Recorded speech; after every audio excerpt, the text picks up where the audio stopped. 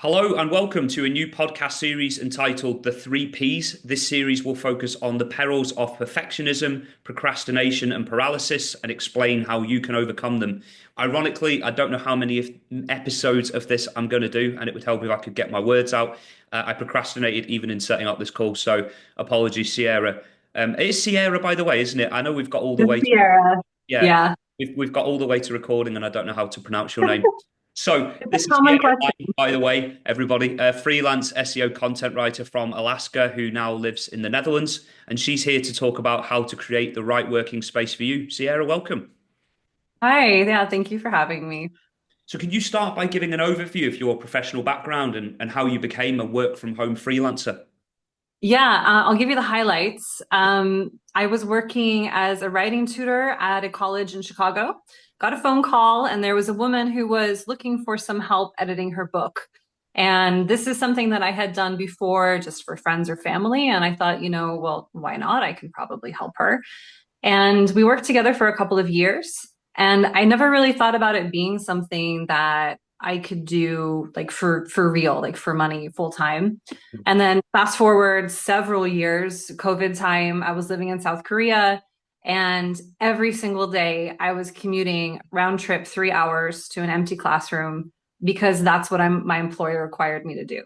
And I remember feeling really angry about it and kind of like, why am I being required to commute during a pandemic? Like, that's ridiculous.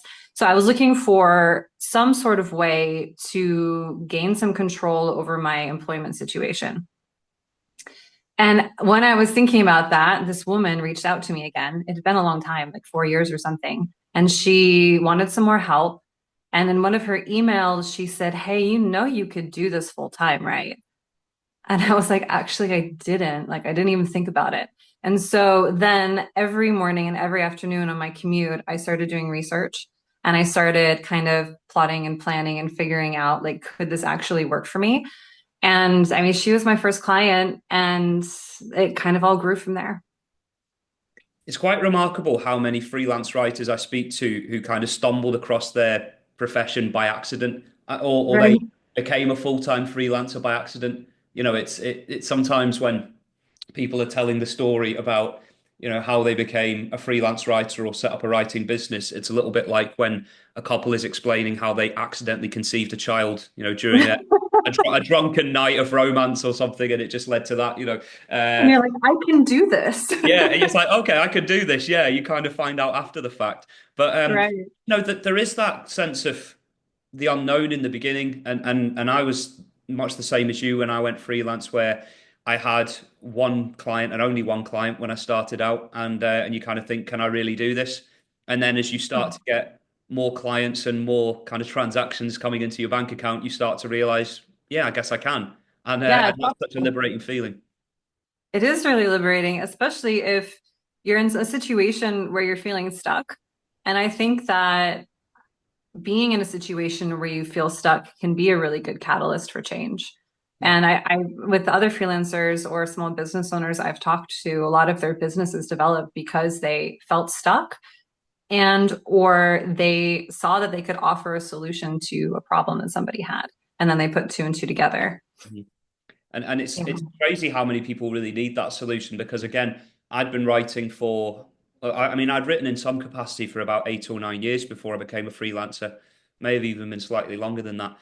But I still never really believed that that many people needed what I had to offer, which is crazy, really. And that's the imposter syndrome kicking in. But it's and then to be fair, I think that tying back into the kind of the overarching theme of this podcast, it did cause me to procrastinate a little bit because of my own kind of self-fulfilling prophecy, like the limiting beliefs I had about myself, where I thought, well, no one will really want what I offer anyway, so I'll just stick with this one client and maybe get one or two more along the way. Obviously, my mindset's changed completely in the last few years, but in the beginning, I guess I did procrastinate because of, well, I guess a sense of fear, a sense of self-doubt, and I don't know, was that true of your experience in a way, or do you know anyone who had a similar experience? It was true for me, and sometimes it still is, to be honest. Sometimes I've pivoted a lot in my offerings, and with those pivots have come little periods of self-doubt. Or even with a new client that has a different type of challenge, you get a little bit of doubt there too. And I've thought a lot about this, like why do we feel this way when we are clearly good at what we do? People are willing to pay us for it. Like that really says something. But I also think because we are good at what we do, we have a blind spot to the value there. I don't know, a really good chef probably doesn't understand how nice it is to be able to cook something really well, but someone who can't cook at all sees a lot of value in that. And I think it's similar. And especially if it's something that comes natural to you, I feel like a lot of writers who write professionally have a natural writing ability or a love for it, even if it's not natural. Otherwise, I don't think they would push themselves to do it. And if you have a love for something and a natural ability, I think you kind of take it for granted. So it is hard to see the value there. It is, and I think something I've always said to people is that the best writers are the best thinkers. So you don't even need to be, a grammar Nazi, although I am one of those. But you don't need to be necessarily a purist when it comes to the English language. But I think if you can effectively communicate ideas, which I like to think I've done for the last 10 or 15 years of my working life, then I always think you've got half a chance of gaining clients and getting on in the world. So if Yeah, we that is a big core part. yeah. I had a follow-up question in my head, but it's now left my head. So we'll move on to the next question that I had written down, which was around your current work setup. So Yeah. how does that look? I mean, if we go through it in terms of like, details like furniture or natural light, wider space, like what does your work setup look like right now? Yeah, I'm quite lucky. I have a big, beautiful set of French doors right here. They open up onto a balcony. It sounds really grand. It's very small. And then there's like a tree too. So I get a lot of natural light, but I'm also kind of blocked from my neighbors. And every single place I've lived in while I've been working for myself, I've had a lot of either big windows or natural light. However, I have lived in the Netherlands for a big chunk of that time, and if anyone has spent any sort of time here, they know that it's cloudy or more than sunny. So that is also a thing. A thing. I don't know. I don't want to call it good or bad, but my space is not very big. I'm in my office right now. It's quite narrow. I could probably scoot my chair back and touch the wall behind me. Um, and I also share it with my partner. His desk is right next to me. But I think when it comes to like a work setup and my work setup, no matter which space I've been in, I've had three different spots while I've been working for myself. The space doesn't matter to me as much as like how intentional you are with setting up that space. So how you think about how you can make it work for you. And so for me, I made sure that my desk was as close as possible to these doors. I work from home more than my partner. I stole the light, but I also make sure that it feels comfortable and cozy and like is a nice temperature. And with the light, if it's not nice out or it's the dead of winter and it's dark all the time, I make sure I at least have like warm lighting, something to make it feel cozy, even if it's not going to feel bright. And is That was there a little there. yeah. Is there a legally binding deed that stipulates that you've stolen the light from him? Have you got that written down? Absolutely. Yeah. In like the house regulations, clause four. Okay, perfect. I've just had to make sure you had that written down because if you didn't, I strongly advise you do that or get a good lawyer. I think one of the mistakes people make, and I'm just kind of interpreting what you've said there a little bit, so feel free to tell me that's rubbish, Neil. I didn't mean that at all. You've got that totally wrong. But with regards to kind of ergonomics and working space, I think the trap that a lot of people fall into is going along with what other people think they should do or tell them they Yeah. should do. Yeah. Have you found that from your experience? Like where people go, oh, well, your working space should look like this. Therefore, people go, oh, I should make sure I have a clean desk. I should make sure that I have nothing in this room. I should make sure I'm getting, this much natural light. I mean, is that something that you feel like people kind of, yeah, where the trap they fall into, I guess? I'm really glad you're asking this because when I was going through the questions that you sent me, I kept thinking, well, it doesn't really matter what I say. People need to figure out what works for them because that is what it all boils down to. So I was thinking back to like when I started. I mean, when you first start a business, we do a lot of modeling. Well, humans do a lot of modeling after what they see. So you don't really know how to do something like, okay, they're doing it like that. They're doing it like that. I'm going to try that. I'm going to model that. And in the world we live in right now, we see what people are doing all of the time. And a lot of people are like, what I do is the best way, do it this way. And we don't know. So you try it or you take their word because they've been doing it for 5 years longer than you have. So they probably know. And I think what we run into when we do this is we're looking for a solution. Somebody gives us a solution and we take it and it doesn't work for us and we feel dissatisfied or like we've done it wrong. And so I think to answer your question that, yeah, we can, there's no right way or rule to set up your workspace. The biggest thing that I would say is people need to think about what is going to work for them. And that can take some time to figure out too. And the thing is, I think we're sort of figuring it out as we go along. I mean, human Yeah. beings are always figuring things out as they go along. But like, let's not forget this whole concept of most people working from home or a lot more people working from home has only really been a thing for the last 5 years. So that in itself is new. But then the spread of information, although that's nothing new, we're seeing more new information than we ever did. So, for example, I know someone from school who runs an architecture YouTube channel and he talks about his working space a lot. But a lot of the time, the way that he works and the space that he sets up for himself, I don't think would work for me. It works for him. Mm. But now we're getting this information so quickly on our screens, and we're trying to figure, like, I'm still trying to figure out how the hell to work from home, to be honest with you, without Yeah. someone then saying to me, you're doing this wrong, you're doing that wrong, you're doing that wrong. It's like, I feel like I only set up in my kitchen about 2 days ago, never mind 5 years ago or however long ago it was. You know, Yeah. it's I crazy. think I think as well, people, oh, I had a thought and now I'm trying to put it back together. Oh, I do that all the time. Don't worry. Yeah. Yeah. I Like, oh, sometimes say something good. and then I'm like, shit, what was I going to say? What was I going to say? I need to remember in the next 5 or 10 seconds, or I'm going to like ruin the whole And then episode. it's just like poof. But there's Well, more I pressure on me because I'm the interviewer, so there's a bit more. no, it's so good. You mentioned something about a cluttered desk. Oh well, And yeah, I have that all the time. yeah, and I think you had that in one of the questions as well. And me personally, I don't have a cluttered desk. I don't have a lot of stuff. I've moved around a lot. When you move around a lot, you tend to not have as many things because you just can't take it all with you. But I think a lot of people get really hung up on, I need to have a clutter-free desk, no distractions. I need to use timers to help me stay productive. I need a standing desk so that I don't end up with like bad posture. And some of those things may be true for some people and they may not be true for others. Like, for example, I can't work on a cluttered desk. It doesn't work for me. But some people might find it more stressful to be worried about keeping their desk clean instead of just working in the clutter. Like, if you can work in clutter, work in clutter. There's no problem with that. The whole point is that you can work, right? But if you're sitting here and you're like, okay, I read this article or this LinkedIn person said I should have my desk just so. I need to try and make that system fit me. But what really needs to happen is you need to ask yourself what you need and then design a system that fits you. And it might not work for other people. And it's good not to like to just check in with yourself and make sure you're not getting hung up too much on what you think you should be doing. And instead, like ask yourself what you need.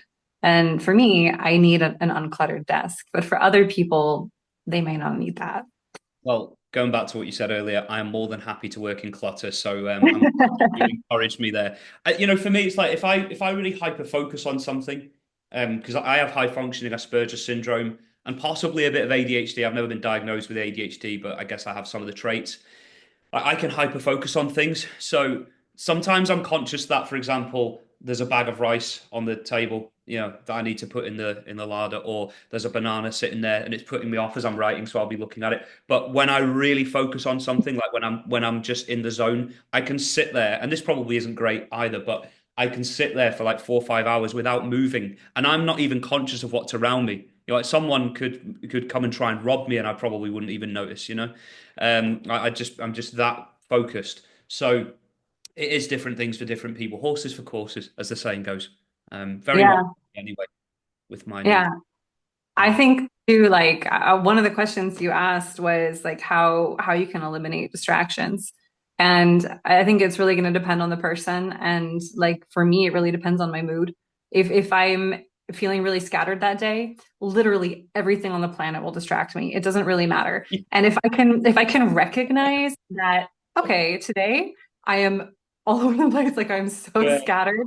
I just embrace it. Like I'll be like, okay, no deep work is going to happen today. If deep work does need to happen, I'll tackle that in a separate way. But if it doesn't, I will let myself wander around the house, clean the table, wipe up the floor, do some vacuuming, send a couple emails, do a LinkedIn post. And Mm. that is my day. And it's still productive. Like I still get a lot done. And usually getting all of that little stuff done means the next day I sit down and I'm not distracted by all that little stuff No, because it's I think the world's changed a lot as well. So 30, 40 years ago, my dad might watch this, he might not. My mum certainly will because she's my biggest supporter. But when my dad would go into the office in the 80s or 90s, it was very much a case of, get up at 7 o'clock, put on a shirt and tie or a suit, go into the office. You're there until 5 o'clock, like, and the woman was expected to do everything around the house, like cleaning. Or I say that my dad's actually a very good cook, but in those days it was more the women that did things like the cooking, the cleaning, the domestic chores. The men came back later, blah blah. But the world's changed so much now. Like everybody does their fair share, and like sometimes yeah. you just need to, like for example, I spent this morning doing some ironing, and then I went to Tesco. And okay, I haven't done any client work as of yet. I am going to after this, but it's kind of like productive means different things to different people. Like what is productivity Yeah. at the end of the day? Would I rather get all my client work done and make everybody happy and do everything on time? Obviously, yes, that would be my first priority. Or would I rather not have the kitchen be a mess like it is right now, or the living room not be a mess? But maybe say to one or two clients, as I've had to in the last few weeks, can I just have a little bit more time, maybe 1 or 2 days? I'd rather get something to you that's good quality. Whereas like 40 years ago, it was kind of like we need this yesterday. It still happens now sometimes, to be It fair. does. Yeah, it But does. yeah, unfortunately, but I guess that's a case of choosing your clients very wisely, as I've found out in the last 6 or 12 months. But yeah, I think the world's changed a lot, and so I think productive means something different to what it used to Yeah. for people. And you saying that actually describing, how you go through this, reminded me that when when I'm online, let's say I'm on LinkedIn or something, or I'm trying to read a blog and I'm looking for productivity tips or something, everything I see out there is really focused on the actual work that you're doing and your actual working time. And I think that there's a whole side of our lives that people are kind of skipping there, and it's everything that happens outside of work as well. 100%. And that kind of has to do with your space too. Like your space is not your work. I mean, unless you're an architect or a designer, it really isn't your work, but it can really affect your work. And I think that the same goes for how you live your life outside of work. And if you are somebody who, I'll use myself as an example. When I started several years ago, I would be so caught up on doing everything right or perfectly or figuring out how to be a good editor and a good writer. And I gave everything to it that I would cancel social plans or I wouldn't eat a proper meal or I used to do yoga all the time. I stopped going because it was like the work was more important.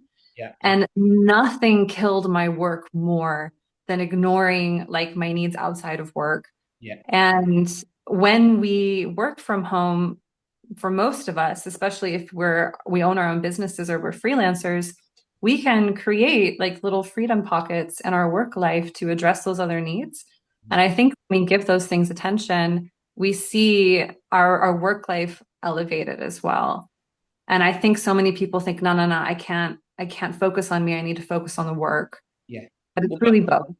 well, that's it. I mean, if just as you were talking there, I was thinking to myself, if you can find someone who has got the perfect social life, exercises 4 or 5 times a week, works 8 to 10 hours a day, is on top Yeah. of all their chores, that looks after the house, they do all of that themselves. I'll tell you that person doesn't exist. I don't think I've ever met anybody who does all of those things. You might get someone who's like really productive in their working life, but never does any exercise, never goes to the gym. Or you Yeah. might get someone who goes to the gym a lot, like I was in the early days, and then falls behind on some client work. Or they do a lot of client work and they go to the gym and then they have no time for anything else. I was like you, I had to cut plans off. I still sometimes have to with my friends at weekends, because I'm trying to catch up with stuff. But but like managing so many different aspects of your life is really tough. I think we've I mean, just going back onto the questions, I think we've kind of covered this next one in a way. But if there's anything you want to say in addition to what you've already said, then please do so. So with that question, what have you found to be the biggest productivity challenges when working from home? It might be quite difficult to narrow it down because I'm sure there are so many, and there's probably some that we've discussed already. But Yeah. you had to give me like say a handful. What would you? We touched on a little bit already. The biggest thing for me is mess in my space, which is so hard when you work from home. When I lived by myself, like in South Korea, I lived by myself, no problem. Like I was in control of everything. Um, and I also wasn't doing this full time yet. It was on the side when I was living in Korea. But when I moved to the Netherlands, I first lived with roommates, and then now I live with my partner. And I'm not saying these people are messy. They're not. It's just like if I see things that need to happen, like they wake up in the morning, they make themselves some food, they put the plate on the counter because the dishwasher's still running, they go to work. There's no problem with that. I'm home when the dishwasher stops. I see the plate on the counter. I need a cup of tea. I go get a cup of tea. I'm like, dishwasher's done. I'll just unload it like while the kettle's boiling. But if I unload it, then I should probably fill it.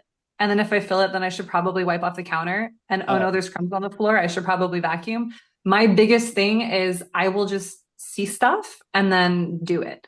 And I think I do that because maybe there's a project that feels a little daunting. So it's easier to yeah, I felt that. Yeah, I've yeah. been there Yeah, before. yeah, yeah. We let ourselves be distracted because it still feels productive, right? Like I'm cleaning the house.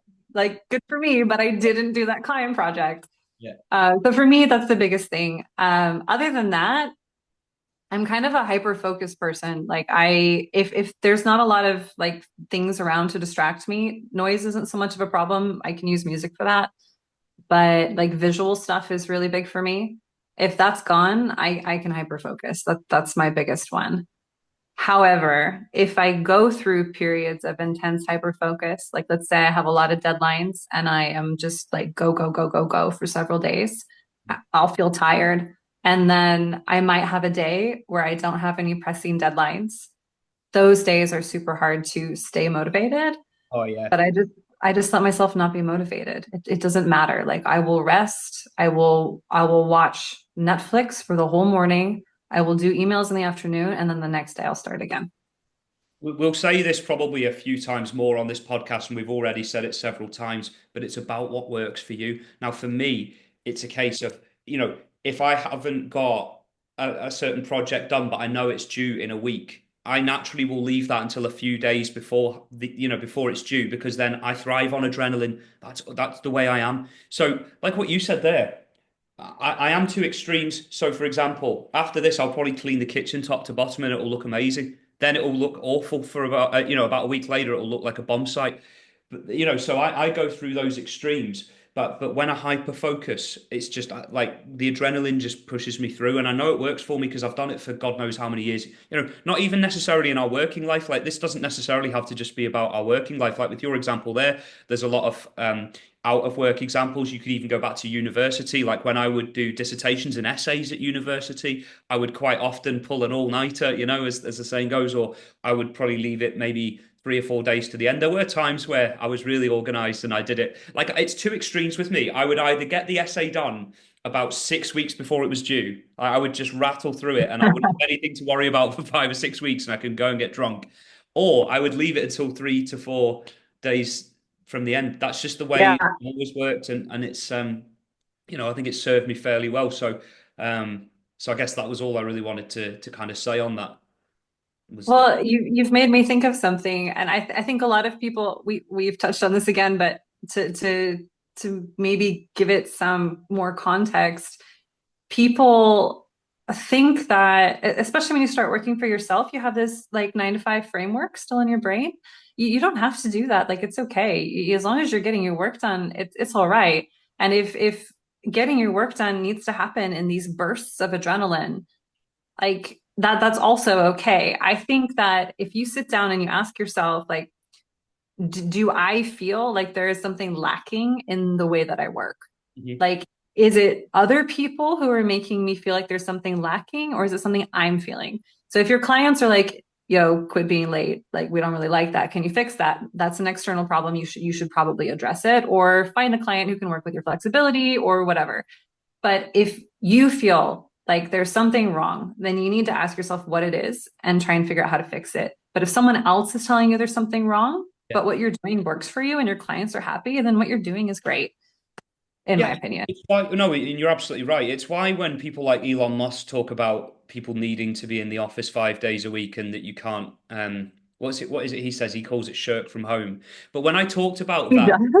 I think yeah, I'm pretty sure he used the phrase shirk from home, or if he didn't, I I just do it, not pay attention to him.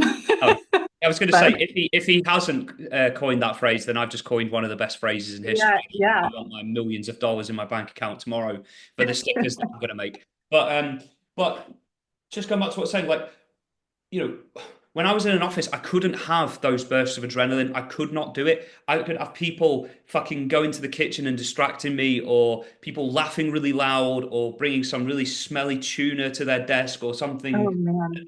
put me off. Like everything would put me off. And I would never come out of the office thinking I powered through today. I'd probably go through the day mostly in third or fourth gear. And don't get me wrong, third or fourth gear when I was on it, when I came up with good ideas and everything, and I produced some pretty good results. That like third or fourth gear was okay. But at home, yeah, sometimes it can be neutral, not even first gear. But when I get going, I can go fifth, sixth, seventh gear. Do they have 7 gears on cars? I'm pretty sure they do. I Anyway, don't have a car. yeah. So yeah, Little Formula One car. exactly. Yeah. So I have no idea. I'm gonna sound like I know nothing about Formula One cars, which is true. I know nothing. no, Um, me. but did you find that you worked better when you were unsupervised? So like if you were just Yeah. left alone, then you could not feel bad if you weren't being productive, and then just like let yourself be. You found that that works better for you. Yeah. I mean, the weird thing was before remote working became a thing. The company that I worked for at the time had quite a lot of meeting rooms, but like big boardrooms that you could book out. So sometimes I would just book them out and work in those rooms by myself for Oh, two, nice. 3 hours without any noise so that I could get my work done. And when you think about it, that's essentially what home working is now. Hmm. So I guess that was kind of a working from home setup before working from home was even normal. Like I'm going off piece here, and again, this is the procrastination side. So it's a good thing we're on this podcast because I feel like we're fulfilling the objective of the podcast. But I remember when I asked to work from home because where I'm based now is about half an hour, 40 minutes from where this company that I used to work for is based. And I basically said to them, look, I'd like to work one day every 2 weeks. Could you do me once, every other Friday even? Because that's what my manager at the time was doing. And they were really sheepish. They were like, "Ooh, I Yeah, don't because it's I don't unheard know. of. It's not, yeah, yeah. It's like, it wasn't really a thing. I mean, this was only 5 years ago. You think again how much the world has changed in that time. But I'm glad it has happened in a way. There are times where I wake up and think, I need to get my shit together and I need to get my life in order. But, just through us talking, I've had this revelation that, some of my best work has been done when I've had those bursts of adrenaline and concentration, intense concentration. You can't get that when Kaylee is laughing her head off in the office and people are making Yeah. cups of tea and distracting you and there's food everywhere. Yeah. You can't do that. It's impossible. But getting back to the questions, and actually, I tell you what, I'm gonna rework this next question a little bit because I want it to focus on your time when you worked in an office and your time working from home. So the question Hmm. is obviously about where you've procrastinated in the past due to workplace related distractions and how you've overcome those distractions. But maybe we could split that into two parts where we talk about your time working in an office and your time working from home. What do you think about that? Are you okay answering that question? Yeah, if it has to do with procrastination, I don't know what my answer will be. So I'm curious what you're gonna ask next. But yeah, Yeah. go for it. Well, that was all. That was like the question is some of the most common ways in which you've procrastinated in the past, whether that be in an office environment, at home. Like for me, for example. Okay, yeah, I gotcha. Yeah. Um, I am way more likely to procrastinate working from home than I ever was for an employer. And this is probably for two reasons. One being, I was definitely raised a people pleaser. Like I was that kid who was like, I need to get A's just to make my teachers happy. Like I don't care about anything else. And that was like the best thing ever when I was a child. But I think that has moved into my work life as well. But the other one being, I like to get my work done so I don't have to think about it anymore. And sometimes I would procrastinate things if I didn't know how to do them or if I thought I would do them wrong. That's probably the biggest thing I would procrastinate. But and that would be working in an office context, but is also true now. Um, However, I really don't like having to be in a place for a certain amount of time if my work is done. So you have to be at an office 9 to 5, but I'm all finished. Can I just go home? Like I'm finished. I'm done. Why do I have to sit here? Like I'm wasting your time. I'm wasting my time. Like you have to heat the room I'm in. In Korea, they heated the rooms individually. So Really? like, yeah, yeah, yeah. Wow. Like the hallways are literally frozen. I kid you not. I went into the bathroom once and the toilet water was frozen. Really? And I'm really glad I noticed before I sat down. Yeah. Like, yeah, I really would have. cold. Yeah. But anyway, totally aside there. So I will do this thing where I'm like, okay, well, if I have to be here, if you're making me be here, I will do something for me. Like I will work on my side business, or I will write, or I will study a language. And that sounds really try hard now that I say it out loud. But so if I had an employer, like that was kind of my attitude that I had. But then when I started to work for myself, my time is just my time. And then the money only comes in if I do something. And so then it got really hard because sometimes, like I was saying before, if something felt a little daunting or I didn't really know how to approach it, that's when the procrastination would kick in. So to compare the two, almost never when I worked at an office. And when I started my business, frequently in the beginning, but less and less as time goes on. Yeah, and the thing is, and this should be a kind of a glimmer of hope for anybody watching who really struggles with procrastination. You know, from your experience that you've just shared there, the more that you've I don't know if I'm interpreting what you said correctly, but the more you've kind of put a framework in place, or you've got a system, or even just a bit of self compassion. I think I liked a lot of your answers where you talked about checking in with yourself and reminding yourself of how much you've done, and I think that kind of then transmits into your everyday life. And I do feel that you subconsciously become more productive because of that, because you're not kind of stressing over things as much, or you're not focusing on things as much. And if you're someone who's really struggled with that, and you're now sitting here talking to me, explaining that, um, you're not perfect, but you're certainly getting there. Things have really changed for you in the last few years. And for example, even the fact you didn't procrastinate in the workplace, that's amazing, by the way, because I always procrastinated in the workplace. So I feel like, yeah, I feel like you've really got this, a lot more figured out than even you might think. I don't know, but it was I really, don't know.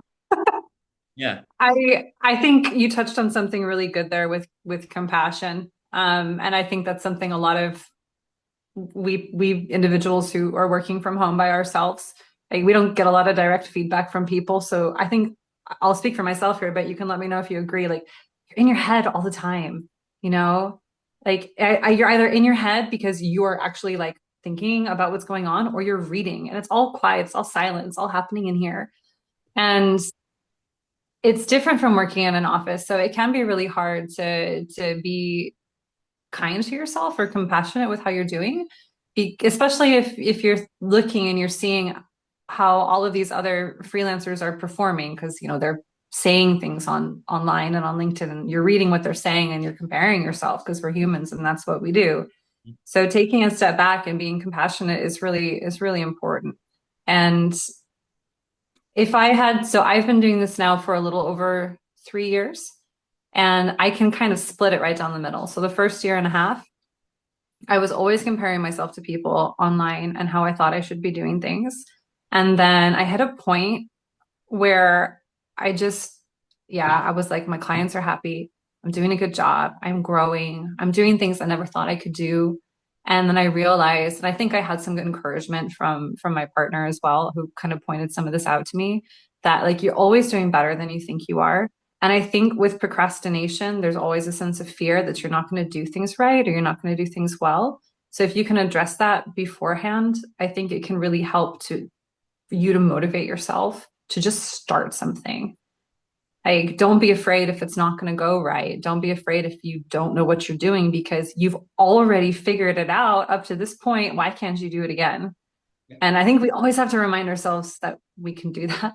So, it's I've referenced this sketch in a few podcasts before, or definitely at least one or two, but there's the sketch of the guy who's digging underground. So like there's a pot of gold. I don't know if you've seen it, but he's literally like, so you've got like a bit of mud under the ground that separates him from the pot of gold.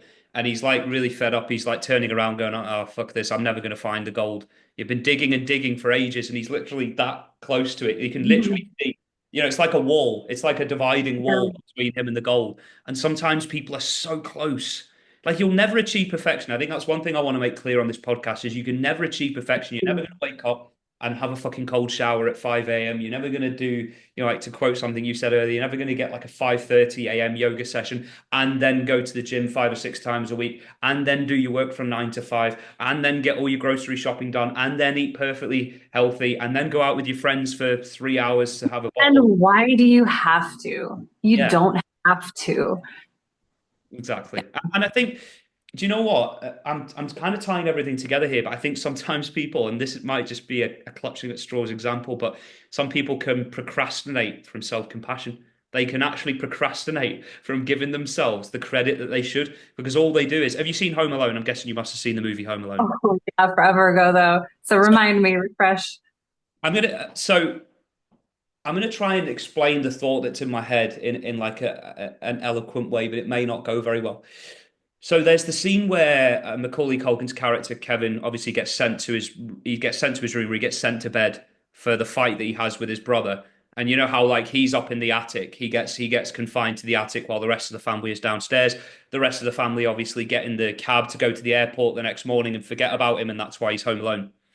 But then when he realizes that he's made his family disappear, or so he thinks, he pictures what they said to him. So what basically happens is he has a fight with his older brother Buzz, who's a real antagonist, and one of the uncles says, "Look what you did, you little jerk!" when he spills soda everywhere. But when he You imagines, know the movie so well. Did you okay, watch it yesterday? yeah, yeah, yeah, I watch it every Christmas. Listen, I'll die on this hill. It's the best Christmas movie ever. No one can tell me Die Hard is a Christmas movie, but anyway, that's a story. But anyway, so when he's remembering the quotes, so there are various quotes. So there's "Look what you did, you little jerk." There's one of his sisters who says, "Kevin, you're such a disease," but she says it in like a bit of a tongue-in-cheek way. And then there's something else that his mum says to him, like some disapproving comment. But I find it really interesting because when he remembers it, so there's like this little cloud in his head, and you see all the characters, like they've obviously done a segment that they filmed separately, and he imagines them saying it worse than they actually did. So, for example, where the uncle says, "Look what you did, you little jerk." In the way he imagines it is like the uncle looking at him really sinister, like that, going, "Look what you did, you little jerk." And like where I'm getting to with this, because you're probably thinking, what is the point in this story?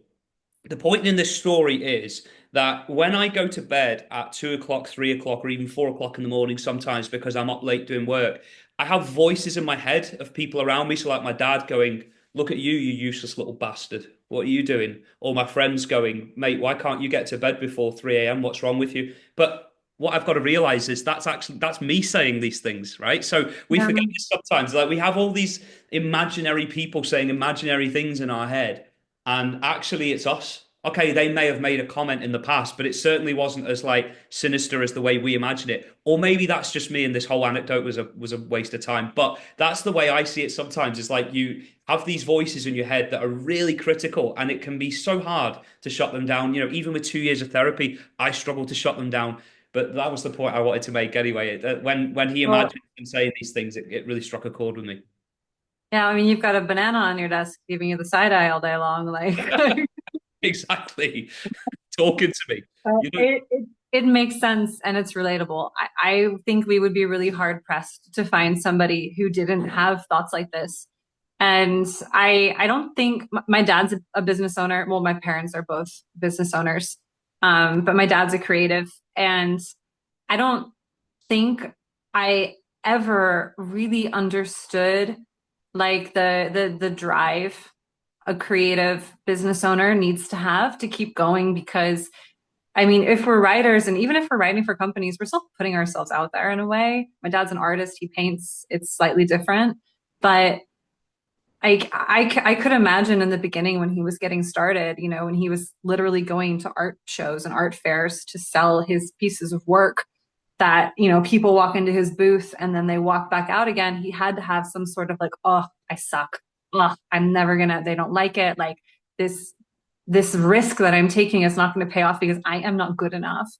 But at some point as well, like, you know, somebody buys a piece or you get a new client or a client says an email like, I nailed it, you know?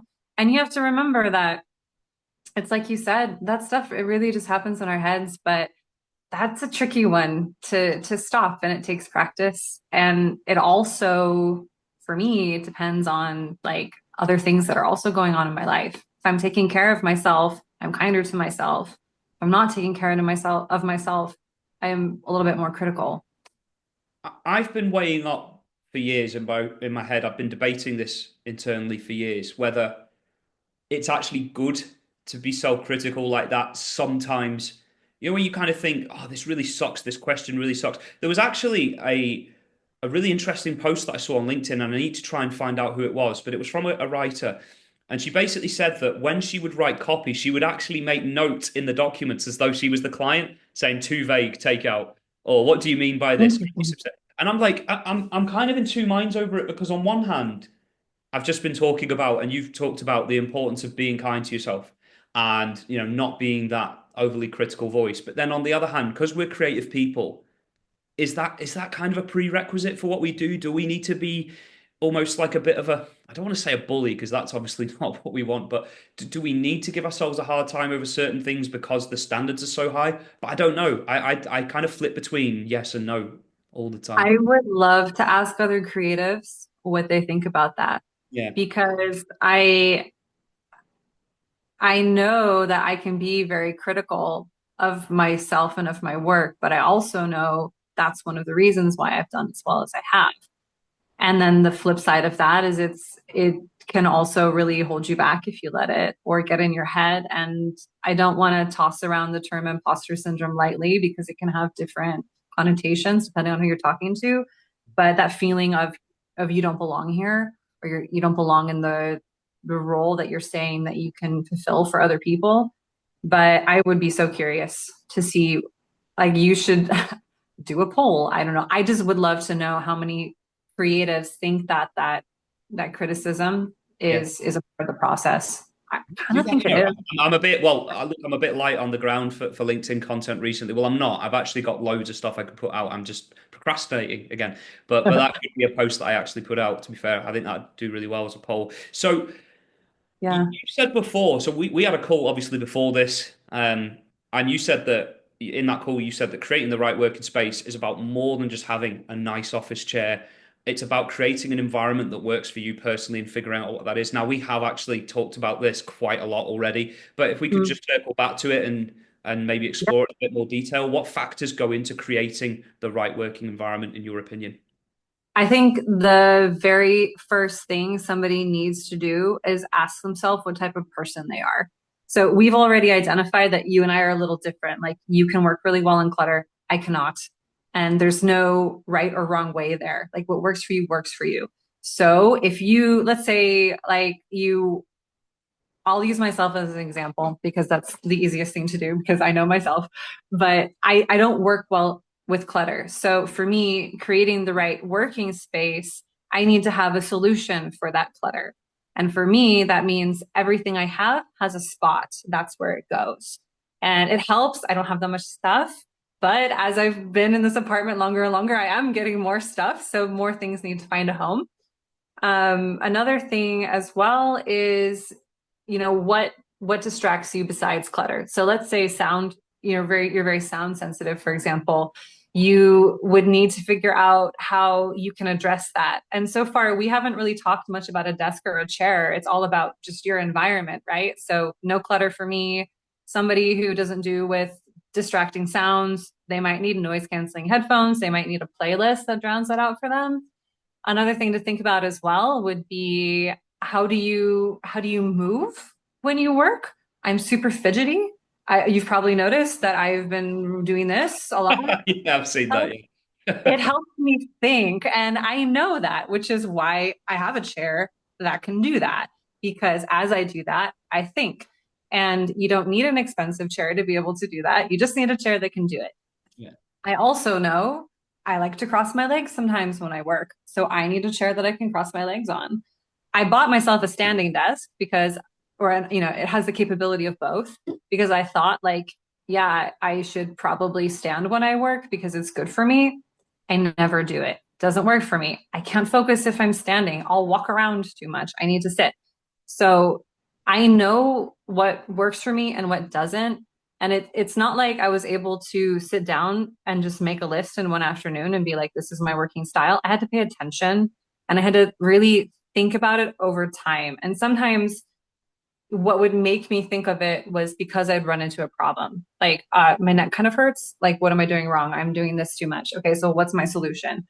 Or I'm standing because I think I should stand, but I can't focus. What's the solution? Sit back down. So if someone is going to create a good work environment for themselves, I wouldn't recommend reading a bunch of articles about what will make a good workspace. I would recommend taking a month and thinking about how you are working and keeping track of what is limiting that for you. And then once you can pinpoint what's limiting it, then maybe go look at some articles so you can get some ideas to help you push past those limitations. Because it's so much more than just like your desk and your chair.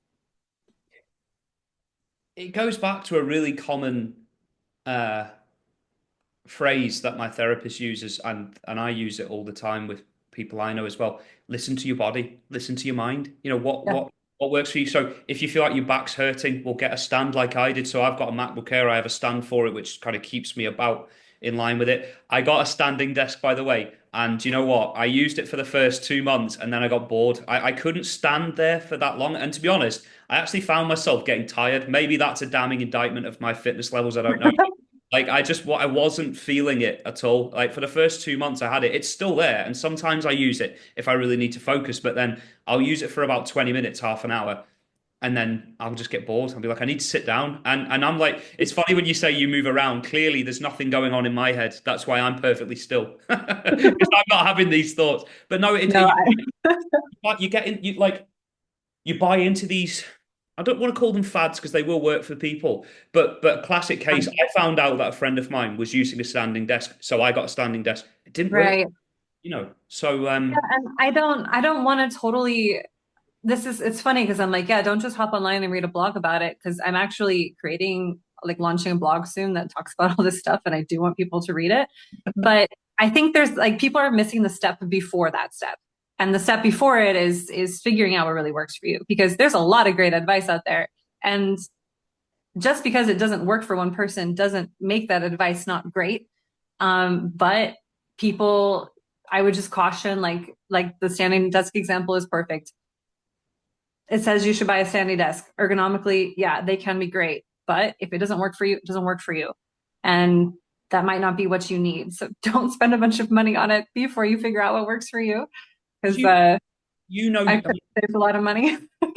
like, God, yeah, God, you and me both. I mean, I don't even think about how much I've invested. But do you know what? One of the best investments I've made, but also one of the most expensive. I got these Bose noise cancelling headphones, and not just because the music sounds fucking amazing from them, but also it shuts out all of the noise. Now, I'm one of these people where if an ant farts about half a mile away, I'll hear it. You know, it's like that. That's me. I'm quite a light sleeper, so I have silicone earplugs when I sleep. That really helps me. I have an eye mask when I sleep as well Oh, man. when I'm working. So, for example, next door, I've got a lot of work going on every day, it feels like. So, I get the Bose noise cancelling headphones on. And literally, that you know yourself, like the sound just goes like that. You just hear, Yeah. you feel the air kind of closing in on you, and then you play the music. So I normally get. I think you mentioned this earlier actually with music. So I really recommend Jay Dilla because I listen to a lot of Jay Dilla. Like, there's no lyrics. and it's amazing. Just some like rap beats that are on a continual loop for about half an hour. I also recommend synthwave because I listen to a lot of synthwave music. Again, no lyrics. You can listen to a playlist for like 2 or 3 hours, and I can get so much done in that time. If there was a fire in my house and I didn't hear it, that might be slightly dangerous, but no, that doesn't happen. I But actually yeah, had something like that happen, not in my house, but my downstairs neighbor, her fire alarm was going off for apparently a really long time. I did not notice. And I didn't even have headphones in. I was just like in the zone. And the only reason why I noticed is because my boyfriend, who wasn't even here, called me and I saw my phone light up and he was like, "What's going on with our neighbor's fire yeah. alarm?" And I was like, "Oh, yeah." And then I was going to go check and it turned off. And I was like, well, I guess everything's fine. But apparently it had been going for a really long time. And I didn't even know. I And really it's like like how we're coming at below this my feet. from like quite polarizing angles at times, but it's great. Like we have a lot of similarities, but there's quite a lot that we do not have in common. That being one of them, because I definitely would have heard that. But like if you were like Yeah. so and focusing, then that's amazing, really. But Yeah. Well, it was, again, it was a visual thing that broke my focus. It was my phone going like, yeah, yeah, yeah. we have answered quite a few of the next few questions, so maybe let's just kind of review them. So we've got how you design your workspace to help prevent mental overload and decision fatigue. I mean, I feel like we've kind of covered that already. Is there any like last kind of tips you want to give there? Well, if workspace extends into the rest of your house, which it does for a lot of us who work from home, like my biggest thing I could say is to plan. Like if I know I have really big work week ahead of me with lots of big deadlines and stuff, I'll make sure the house is as clean as possible, or I'll figure out what I'm going to eat beforehand, so that I don't have to try and figure that out during the week. That's the only thing I would add there is trying to plan, which can be hard for a lot of people. I know I had to practice that to get better at it. Yeah, so what was your process there? So how did you become better at it, and what kind of hurdles did you have to overcome along the way? I moved to the Netherlands. Everybody plans everything here. Like I wish I could be joking, but like I'm very much like fly by the seat of my pants, especially with things like social plans and food. But we were over at a friend's house a while ago, and they were mentioning how they plan their dinners a week in advance and then order the groceries. And I was like, that sounds like my worst nightmare. I would hate that. And I said that. I was like, that sounds terrible. And my boyfriend, who is Dutch, was like, that sounds awesome. And so and Slightly so different we perspectives there. I was like, you know what? Let's try it. Because why not? Like, maybe I'll love it. And it was a little weird at first, but like, didn't take long. 2 weeks in, and I was sold. We've been doing it for a year and a half. It's great. I never have to think, what am I going to make for dinner? And do I have the groceries for it? So that alone, especially since I'm the one who works from home, takes a lot of weight off of me because I can just work, be done working, walk to the fridge, pull up a recipe on my phone, and go. Whereas before it was like, oh, when do I need to work in going to the grocery store in my work day? But also I don't know what we're going to eat. And then what do we have in the pantry? And why am I the one doing this? Because I'm the one at home or, whatever. And so, yeah, planning. But it was kind of forced upon me. I wouldn't say I did that voluntarily. But I feel like I could certainly do with some of that Dutch way. Yeah, it can be quite helpful. What's it like when you go home? So, like, if you've kind of got that instilled in you now, like, do you find that your routine is quite a lot different when you go home because they don't maybe think like that as much, or is it kind of Um, like, Well, I don't want to speak for all of the US, so I'll just speak for my family there. Like I said, my dad's an artist. He functioned on a very different schedule my whole life. So, but my mom was a trained nurse, so she does very well with that sort of structure. So when it comes to like the whole food stuff, my mom, she'll plan it all out. But I don't go home that often, and I haven't lived in the US for a really long time. So the best comparison I would have would be to American friends I have here. yeah? And oh man, they tease me. They're like, wow, you've assimilated so well. Look at you making plans like 2 months out. I'm like, I don't know what's wrong with me. But it can be nice because I can't believe I'm saying this and like don't my all my Dutch friends will be like, I told you so. But it can be nice because it does reduce decision fatigue. However, it also reduces spontaneity, which is something that I love. And so, yeah, I don't know, balance. You got to find it somewhere. Yeah, yeah, yeah. No, it is. It's really important. And yeah, I think you and me both, when people around us watch this episode, are going to be like, a bit smug about certain things. I mean, like, I told you so. Sure. I But mean, have you ever listened to a podcast episode and not been smug about something you heard? Because like it's either relatable or you think you did it maybe slightly better. yeah, yeah, exactly. Yeah. Um, but so I think we've only really got two things that I want to explore now. And the first bit is really about digital decluttering. So, um, I thought maybe we could go into that in a bit more detail. So things like, I mean, just some examples that have worked for me in the past is like, well, for example, I haven't got that many tabs open. I have got about 15 open, but usually I can have 50, 60, if not more. Whoa. One of my close friends actually says that he has a seizure when he looks at my laptop, whereas another one of my friends is like, that's amateur. I've got over 100. So I don't really know how you work with over 100 tabs. Maybe that's not an accurate number, but anyway, he has a lot more than I do. But Sure. things like that have helped me in the past, limiting my screen time on my phone, which well, it's still a work in progress. Let's put it that way. Organizing information in files and folders, cleaning up your inbox. I mean, do you have any kind of specific tips along those lines for people about how they can digitally declutter? And I guess bolted onto that, would you say that your digital organization is as good as your physical organization in terms of the workspace that you have now? It's been a work in progress. For somebody who works from a computer, I actually really hate to be on the computer. Um, so I mean that's kind of a funny thing, but I I'll start with my phone. I really struggled with screen time for a while, especially when you're running a business. You want to be active on LinkedIn, on your email, on any social media thing you have so you can maintain a presence. I got over that pretty quickly. I stopped doing Instagram. I haven't had it on my phone for over a year. I'll download it once every 6 months, give a 6 month update, and then I'll delete it, and that's it. I recently removed LinkedIn from my phone as well because I found myself just on there too much. And then I also, as you knew from my message tonight, I don't have my work email on my phone either. So that has helped a lot. I found that most of my online feeling of clutter came from either Instagram, LinkedIn, or my work email. Other than that, when it comes to just clutter, especially if you're a writer and you're dealing with files, so maybe like you work in Google Drive with your client or your client works in Word or whatever, you do have to keep all of that. In the beginning, it was just like whew, all on my desktop, right? But there was a moment really quickly where I was like, this is not sustainable. And so now I just use folders and I'm quite organized with the folders. I do still dump things on my desktop just for ease if you're moving really quickly.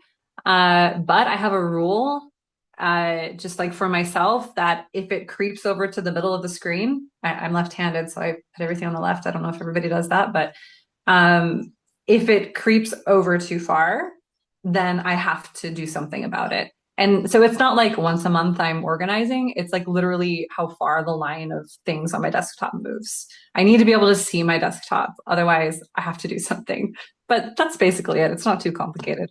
I've just Just got this remove some stuff and pay attention to the line.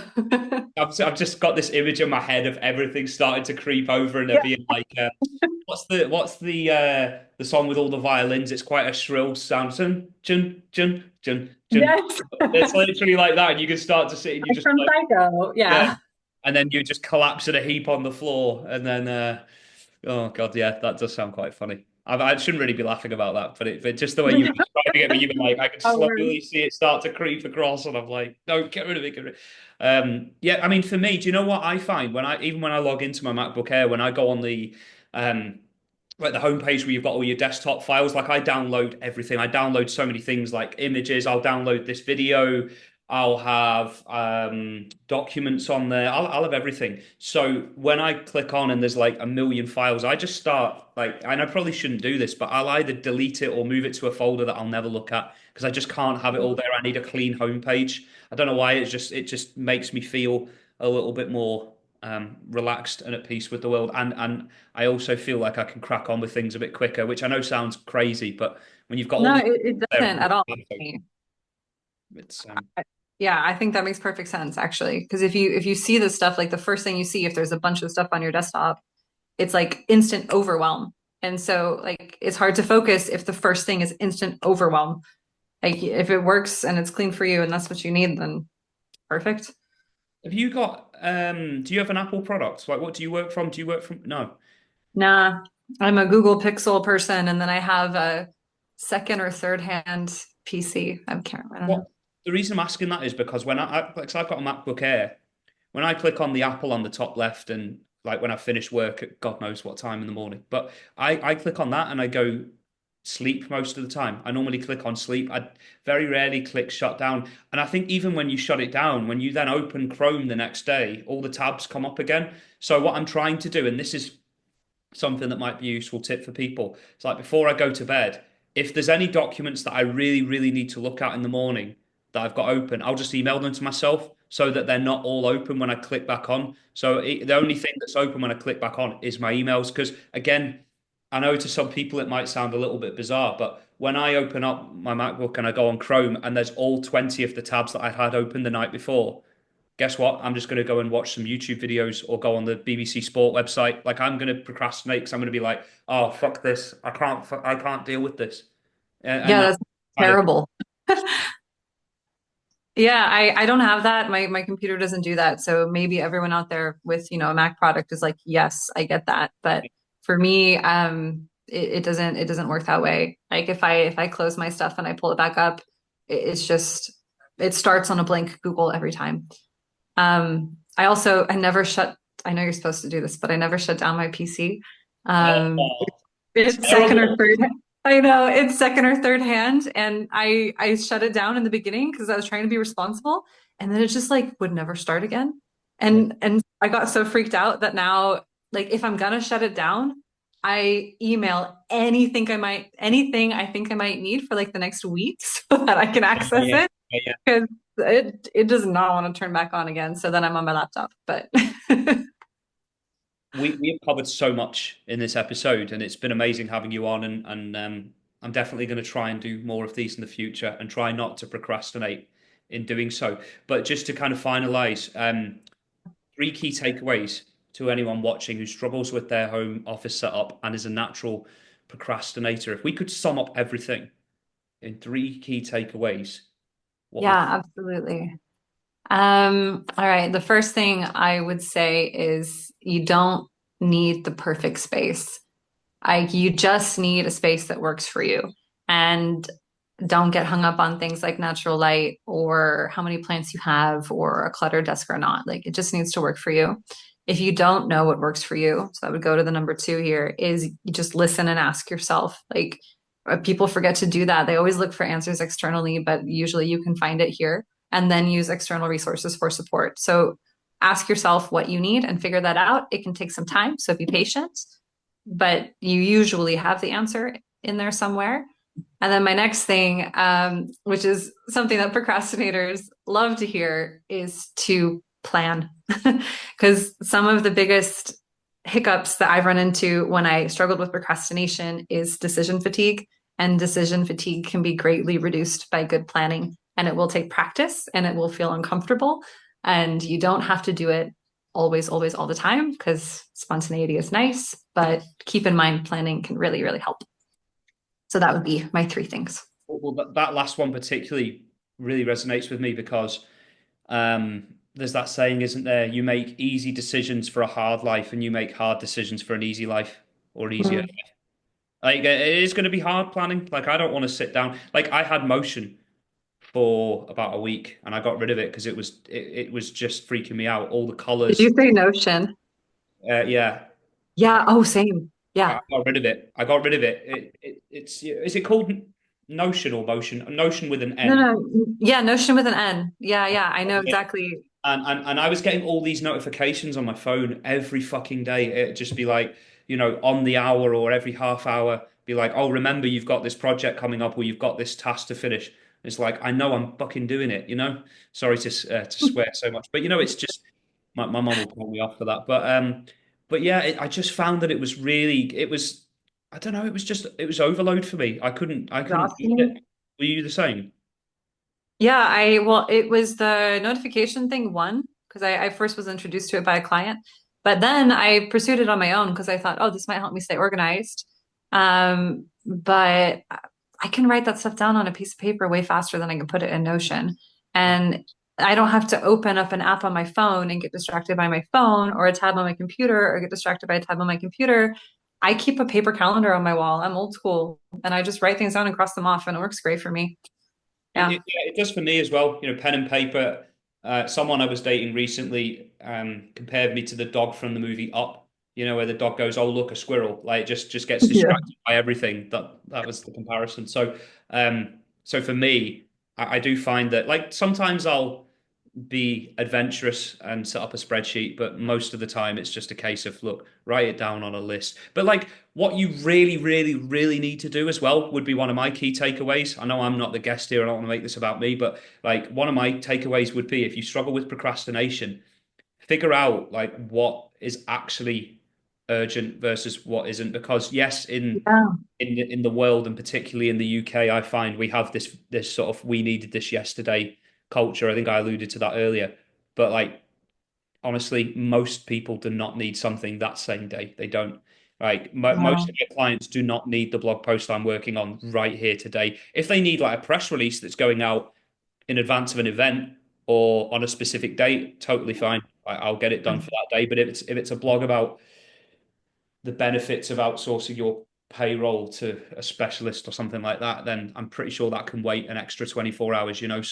Um, so yeah, for me, it's kind of like write down the three things that you absolutely have to get done. And to be fair, it doesn't always necessarily have to be um, which task has the most pressing deadline. Sometimes it can be which task you just want to get off your back. If it's the monkey on your back, Yeah. get it Yes. done, and it will make the other stuff easier. So I guess you do have to be fluid with it. It's not just a case of like only do the things that are most important like that particular day. But I'd say in the main, that's what you should tell yourself is like, what do you actually have to get done today, and just work back from Mhm. that. Because that's where a lot of people go wrong. I'll focus on if I have 10 tasks, I'll focus on the seven or eight that aren't that important, like and neglect the two that are, or I won't give as much time to the two that are. Whereas recently I've just flipped it around and gone, listen, all that other stuff can wait. Unless someone is banging on my door or ringing me or saying, get this stuff done or we're going to send the bailiffs round and repossess your house. Don't worry about it, you know. Um, Yeah. just a few final kind of trivial questions. Number one, what was South Korea like apart from the freezing cold toilet water? Like describe it to me.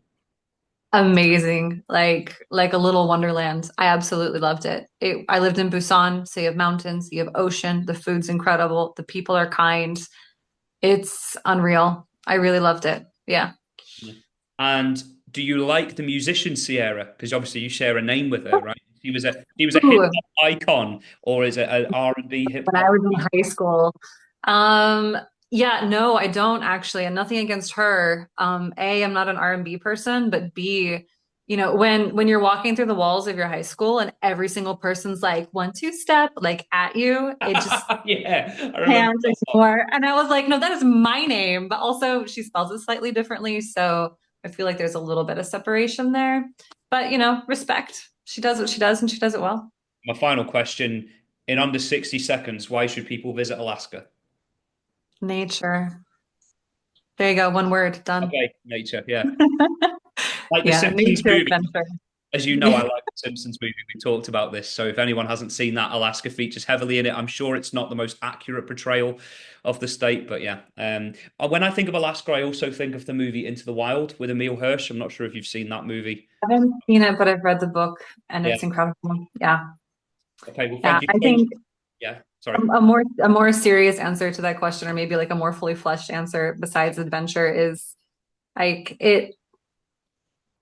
it's my home, so I'm biased, but like you can breathe better there. I don't know. It's north, it's crisp, it's fresh, it's stunning. I didn't appreciate it when I was a child, but as an adult, I mean, you don't appreciate anything really as a child because you just don't understand. But if you want to go somewhere and truly have your breath taken away, that's a good place to go. Yeah. Amazing.